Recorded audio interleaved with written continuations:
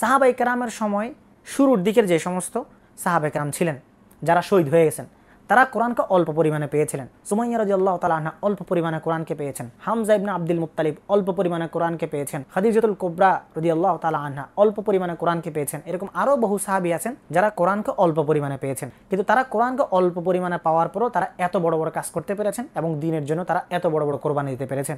আমাদের সময়ে আমরা কোরআনকে পুরোপুরি পাচ্ছি এবং চর্চাও আমাদের সময় অনেক বেশি হচ্ছে, তারপরেও আমরা কোরআনের সেই প্রায়োগিক রূপটা আমরা দেখতে পাচ্ছি না। এটার কারণটা আসলে কি? তাহলে এখানে আসলে বোঝার ভুলটা কোথায়? সাহাবায়ে কেরাম যেভাবে কোরআনকে বুঝেছেন আমরা কি সেভাবে বুঝতে পারছি না? বা আমাদেরকে বুঝতে হলে কি কি পয়েন্টসগুলো সামনে রাখতে হবে, এটা নিয়ে মূলত আজকে আমরা কিছু আলোচনা করবো ইনশাআল্লাহ। মুজাকারা বলা যায়।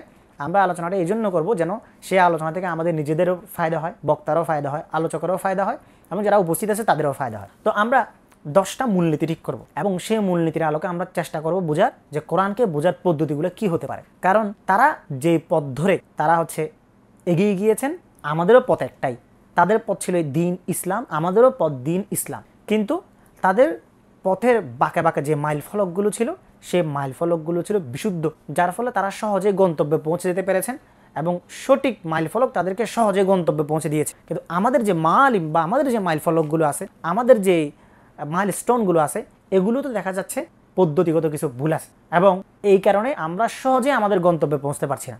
তো গন্তব্য যদি আমাদেরকে পৌঁছতে হয় তাহলে প্রথমে আমাদেরকে কিছু মূলনীতি ঠিক করে নিতে হবে, যে মূলনীতিগুলো সাহাবায়ে কেরামের মূলনীতি ছিল। তাহলে আমরাও সাহাবায়ে কেরামের পথ ধরে চলে সাহাবায়ে কেরামের যেভাবে বিজয় এনেছেন আমরাও ঠিক সেই বিজয়টা আমরা অর্জন করতে পারবো।